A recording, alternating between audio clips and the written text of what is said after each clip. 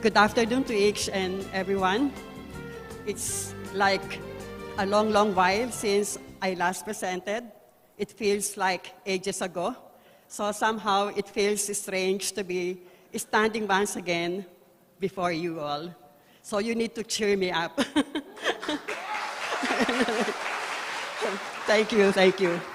So for today's presentation, I have chosen a very relevant, important topic, which is about fatty liver. Yeah. Fatty liver has been killing hundreds of millions of people all over the world.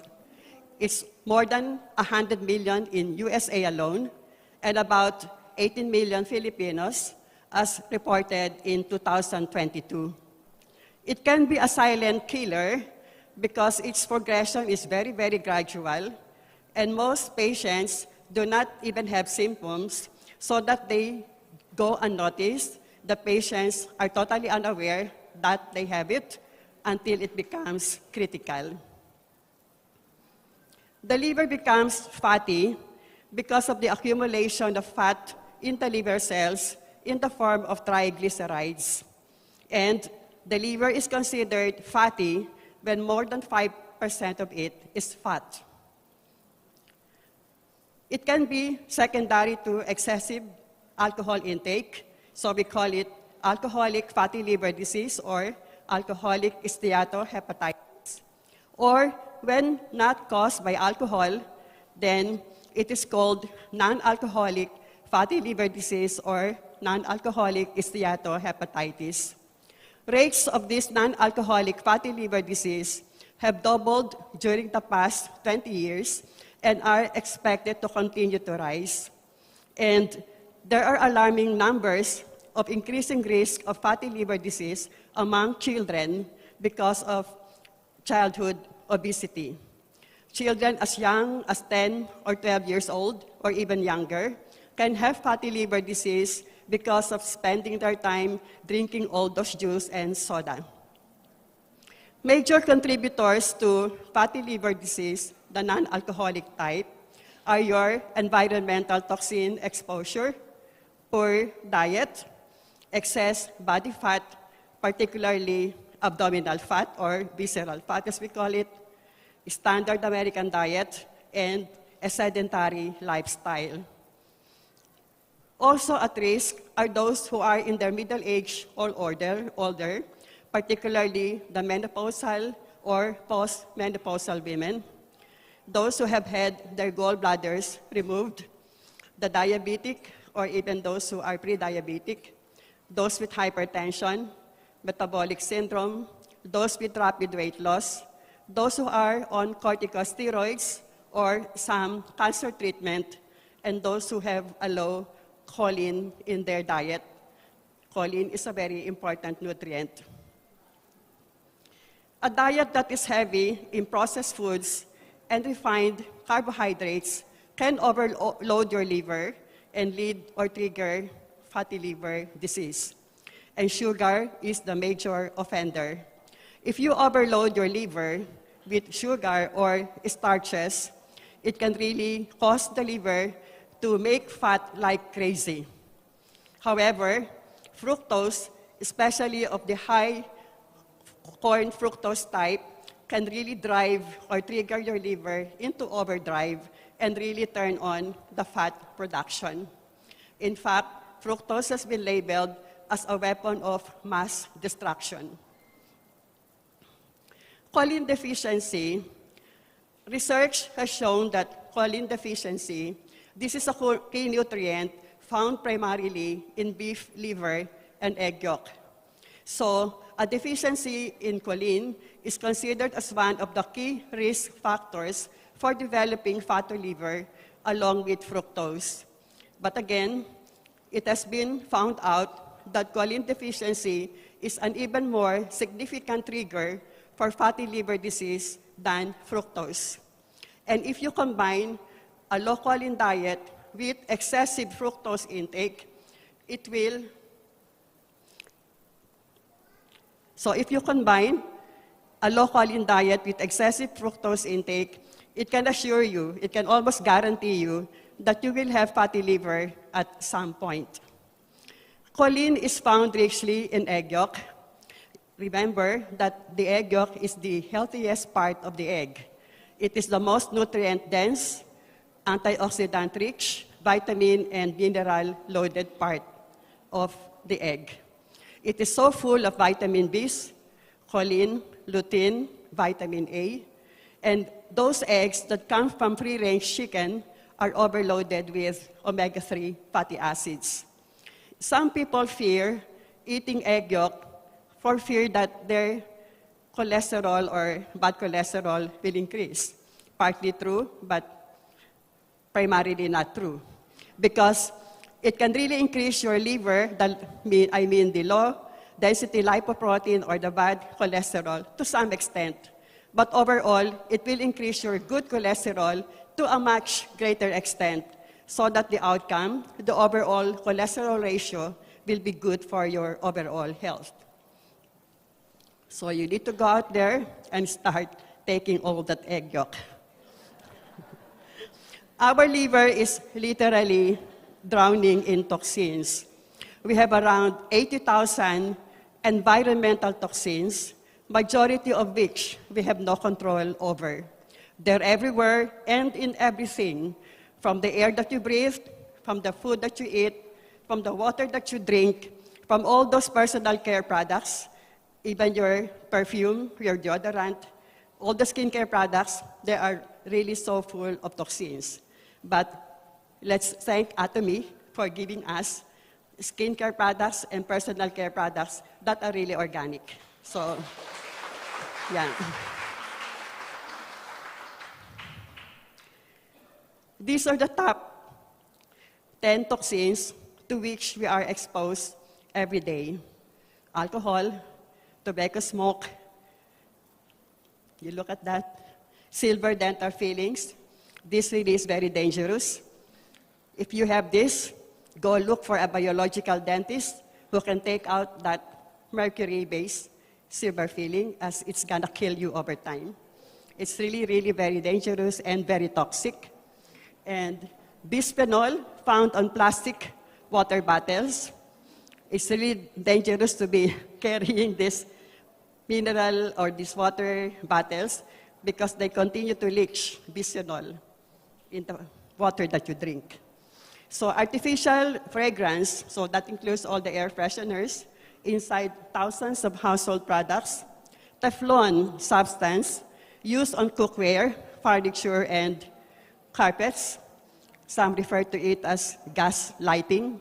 Your carpet can continue to emit all the dangerous toxins. Indoor and outdoor air pollution, pesticides and herbicides. Particularly mentioned here is Roundup. Roundup is a kind of pesticide that has been widely used to control the pests that destroy your wheat. So it is done or delivered through huge aerial spray.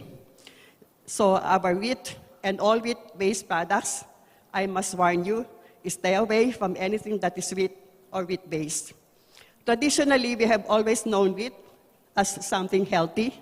I grew up really eating a lot of wheat-based products, but since the 1990s, when Roundup was introduced, it really is killing millions of people all over the world. So you better be careful. You can Google it to validate what I'm trying to say. In fact, the manufacturer of Roundup, Monsanto, an American company, is currently facing several suits. The charge is genocide for killing people, millions of them, all over the world. You think of your body as a toxin bucket that fills up with toxins every single day. And at greatest risk is the liver because of the direct connection of the intestines to the liver via the enterohepatic or portal circulation. We call this the gut-liver axis. Anything in your gut, if it crosses through the lining of the intestine, gets into the bloodstream, of the portal circulation or the enterohepatic circulation, they will all end up in the liver.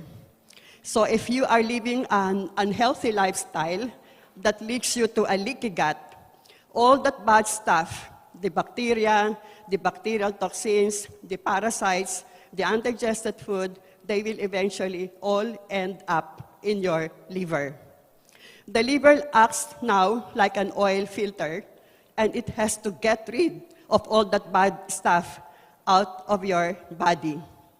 The liver now starts to segregate between the good and the bad stuff. It is really our body's center, major center for detoxification. It will separate the good from the bad stuff. The good stuff, like the nutrients, the liver will retain and eventually allow to be released into our main systemic or arterial circulation for overall body distribution. The bad stuff, like the harmful toxins, have to be cleared, and the liver sends them back into the intestines to be pooped out. And who does that? The bile. The bile carries 80% of the toxins from the liver for them to be brought back to the intestine for final moving out. So, if you have a damaged liver, or a fatty liver at that, your liver now becomes like a dirty oil filter that continues to leak all that bad stuff into your main systemic arterial circulation. All that bad stuff will eventually end up in your brain and in your other organs of the body, triggering inflammation everywhere.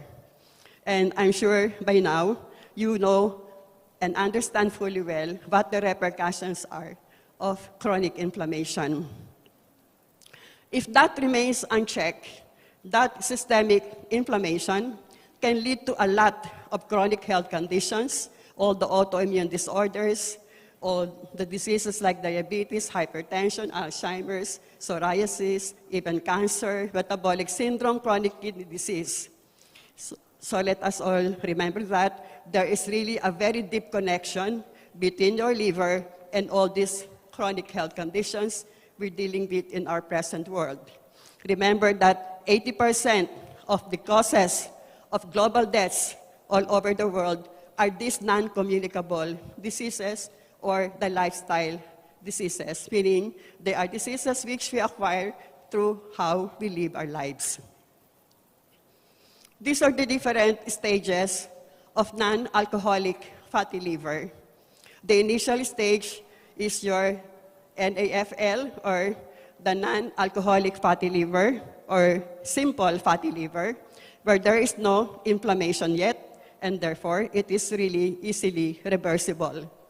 Over time, if left unchecked, it can lead to NASH, or non-alcoholic steatohepatitis, where there is already inflammation and eventually leads to fibrosis or scarring, cirrhosis, and ultimately cancer.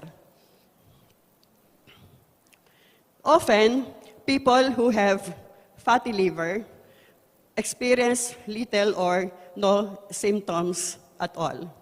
But if they do have, mostly it is in the form of some kind of body fatigue, pain in the right upper abdomen, or brain fog. Brain fog, you cannot think clearly, you cannot decide clearly, there could be some kind of a memory loss. Over time, symptoms may increase to include excessive fatigue, weakness, failure to eat or loss of appetite, weight loss, jaundice, etc.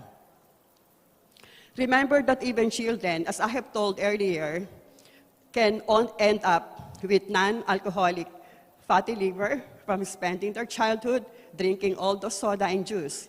And even thin people can develop fatty liver. It's not just the overweight people.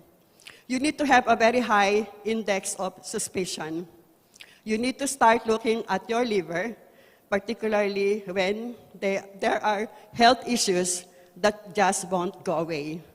Like, for example, persistent constipation, heartburn. It could be memory loss, dementia, weakness that just don't go away. Don't dismiss them or ignore them, thinking that it's just maybe growing old makes you feel this way.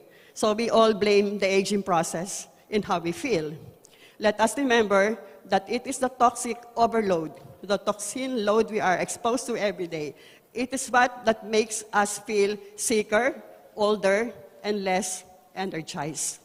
So you have to be very highly suspicious. You go check your liver, the liver function test. You have the SGOT, the SGPT. This SGOT and just SGPT, these are a measure of liver cells that are dying.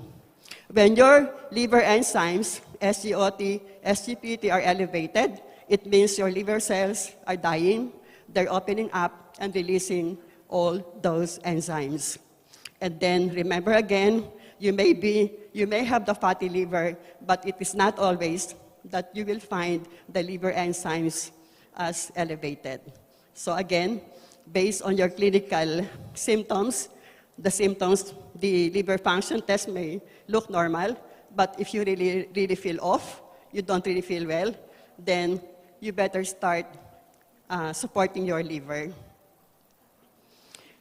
There are natural liver health support strategies to manage this illness, but essentially, there are two most important steps that we need to keep in mind to protect your liver from being damaged by the daily toxic load.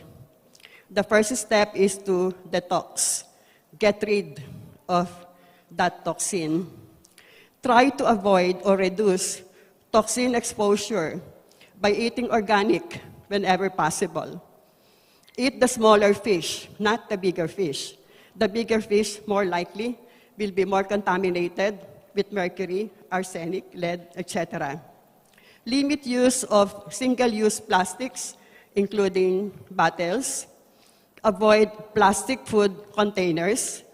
Upgrade to glass containers and steel water bottles. Avoid smoking or vaping. Reduce stress and give your body time to rest, sleep, and recover.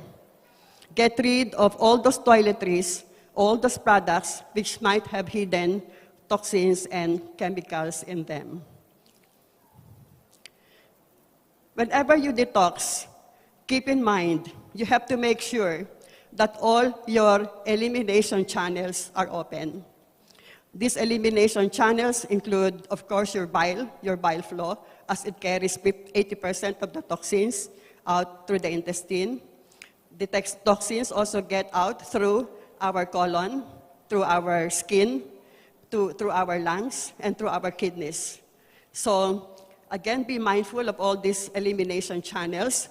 Make sure you are exercising regularly, so you sweat out your toxins. You do breathing exercises, so you breathe out your toxins. You're drinking enough water, and by enough means at least 50 ml per kilo per day. If you don't meet that, then for every single day that you miss out on your required intake, eventually you can get chronically dehydrated. And when you're chronically dehydrated, it can cause a lot of very basic complaints like headache, vertigo, dizziness, some kind of a migraine attack, which is really just secondary to lack of water intake. So you have to drink enough water, so you pee out the toxins. You have to make sure you are not constipated, so you move out your toxins through your intestines. If these elimination channels are not open, the toxins will not be moved out of your body, and what will happen? They get reabsorbed through the small intestine and back into the bloodstream. They get recirculated, only for you to end up in an even worse condition.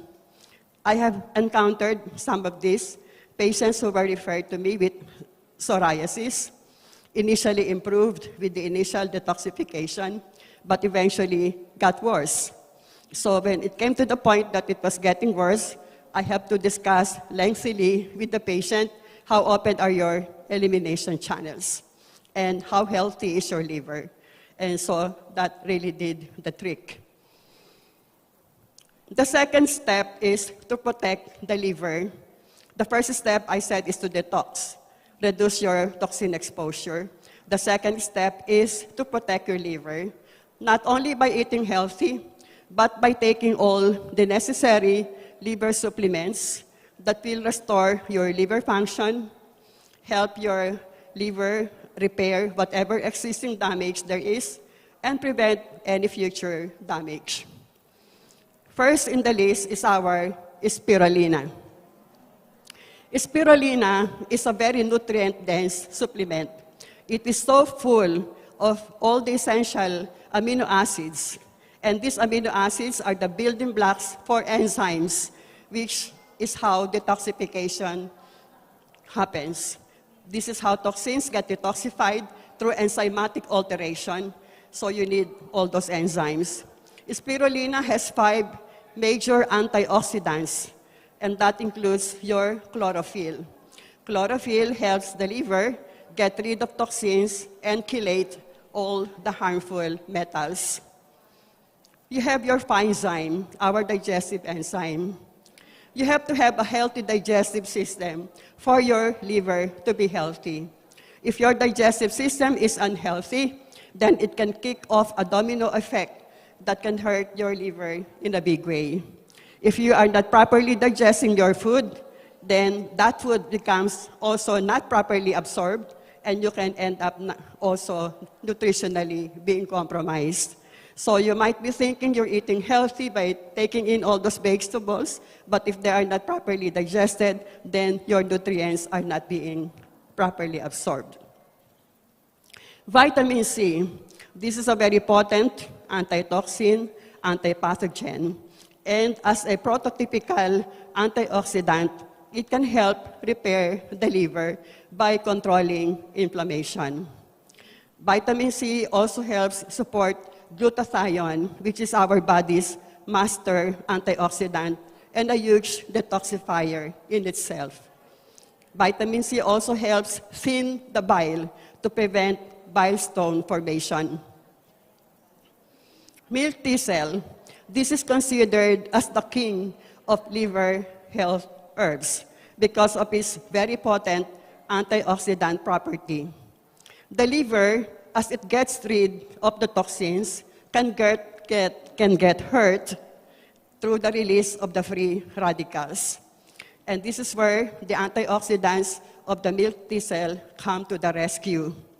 Milk thistle is indeed a powerhouse or a detoxification powerhouse capable of controlling liver inflammation and flushing out the toxins. It not only reverses but regenerates the liver. It not only helps but heals the liver. And be thankful that our brand of milk thistle has rhodiola in it. Rhodiola, just like your ginseng, it is a very good adaptogen.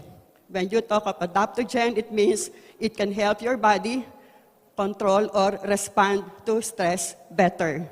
This is very important as it has been proven that chronic stress is directly linked to the development and progression of liver disease. So that learning how to manage your stress is very critical for liver health. Omega-3, a very powerful anti-inflammatory supplement, can help reduce the fat content and favorably modifies the lipid profile, which underlines the hepatic dysfunction. We all love omega-3. I take omega-3 6 capsules every single night. I don't have any health issues. I don't have any problems with any of I'm not hypertensive and all that. But I know at my age, there could be a lot of inflammation, so I'm really taking a lot of omega-3. Probiotics. As to how healthy you are in your gut is how healthy you will be in your liver. If you are eating a toxic food and your intestine does not have enough of the good bacteria, then that can hurt your liver in a big way. Remember that all of the blood from the small and large intestine flows directly into the portal circulation, into the liver, on its way back to the regular mainstream or circulation. Keep in mind also that our intestines produce 90% of the neurotransmitters, which we call as serotonin or the happy hormones. Serotonin levels are very crucial, extremely crucial for liver regeneration. So you have to go look for a good quality probiotic, as this is a great way to protect and heal your gut. Lastly, our Himuhim. We all know what it is. It is a very good antioxidant, very powerful, and is therefore a very good anti-inflammatory supplement. We need to activate the stem cells in the liver for that liver to regenerate to its full size. There are 8 keys to naturally activate the stem cells. One of these, down the line, is the use of polyphenolic compounds.